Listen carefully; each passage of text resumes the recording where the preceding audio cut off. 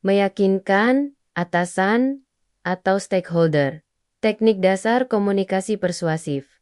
Assalamualaikum warahmatullahi wabarakatuh. Salam sejahtera untuk kita semua. Om Swastiastu, Namo Buddhaya.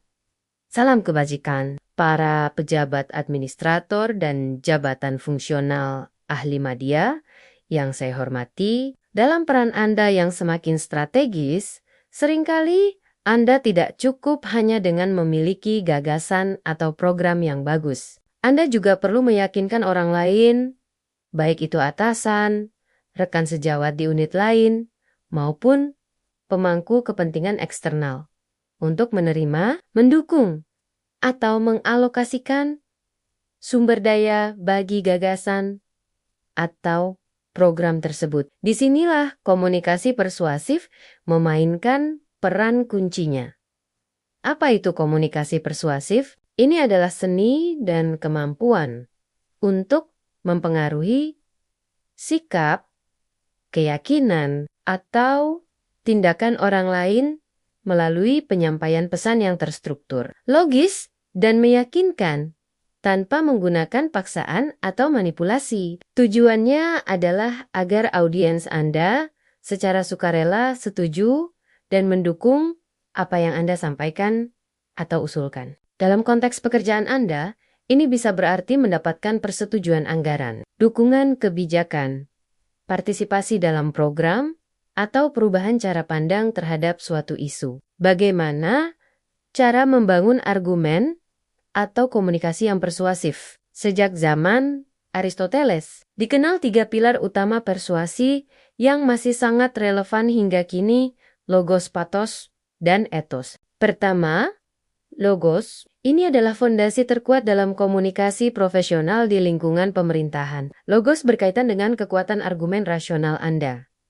Artinya, Anda harus membangun kasus Anda berdasarkan data, fakta, bukti nyata, hasil analisis yang logis, atau referensi, aturan yang kuat. Bagaimana menerapkannya? Sajikan data statistik yang relevan dan kutip hasil kajian atau riset yang kredibel. Tunjukkan hubungan sebab akibat yang jelas antara masalah dengan solusi yang Anda tawarkan. Paparkan analisis biaya manfaat atau potensi dampak secara objektif. Struktur argumen Anda secara runtut dan mudah diikuti. Pesan yang ingin Anda sampaikan melalui logos adalah: usulan ini logis, masuk akal, dan didukung oleh bukti yang kuat. Kedua, pathos. Manusia tidak hanya makhluk logis, tetapi juga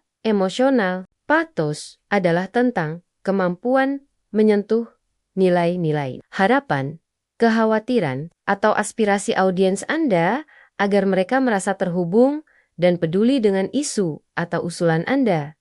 Bagaimana menerapkannya secara etis? Kaitkan usulan Anda dengan tujuan mulia organisasi, kepentingan publik yang lebih luas, atau nilai-nilai luhur seperti keadilan, kemanusiaan, atau kemajuan bangsa. Gunakan cerita atau contoh kasus nyata untuk mengilustrasikan urgensi masalah atau dampak positif solusi Anda secara lebih hidup dan menyentuh. Tunjukkan juga antusiasme dan keyakinan tulus Anda terhadap gagasan tersebut. Pesan pathos adalah: usulan ini penting secara moral, sejalan dengan nilai-nilai kita bersama, dan akan membawa perubahan positif yang kita harapkan. Penting, hindari penggunaan emosi yang berlebihan, manipulatif, atau tidak didukung fakta. Gunakan pathos untuk memperkuat logos, bukan menggantikannya. Ketiga,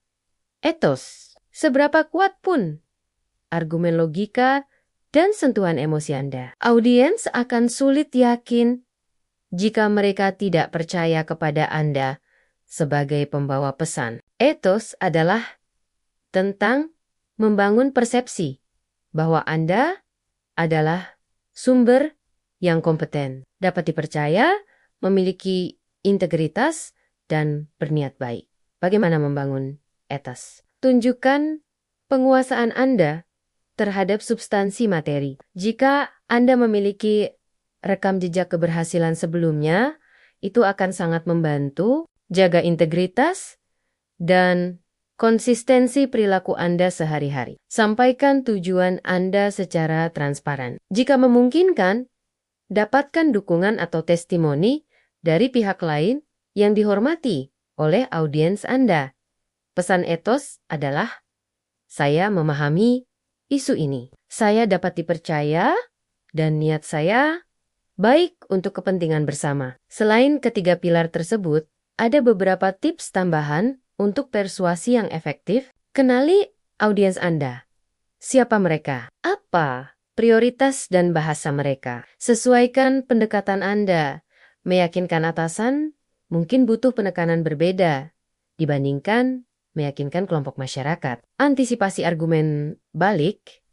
Pikirkan kemungkinan keberatan atau pertanyaan sulit. Lalu, siapkan data atau argumen tandingan yang kuat. Fokus pada manfaat bagi audiens.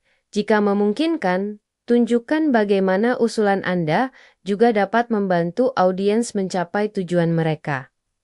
Ciptakan skenario win-win, mulai dari titik persamaan, awali komunikasi dengan hal-hal yang Anda dan audiens sama-sama setujui untuk membangun hubungan awal yang positif. Gunakan visualisasi dalam presentasi, grafik, gambar, atau diagram dapat membuat argumen berbasis data lebih mudah dipahami dan diingat. Kesimpulannya, komunikasi persuasif yang efektif adalah kombinasi cerdas antara argumen logis yang didukung bukti, sentuhan nilai atau emosi yang etis, serta dibangun di atas fondasi kredibilitas pribadi Anda. Dengan persiapan yang matang dan pemahaman terhadap audiens, Anda dapat meningkatkan kemampuan Anda dalam meyakinkan dan mengadvokasi gagasan demi kemajuan organisasi dan pelayanan publik. Terima kasih atas perhatian Anda. Wassalamualaikum warahmatullahi wabarakatuh.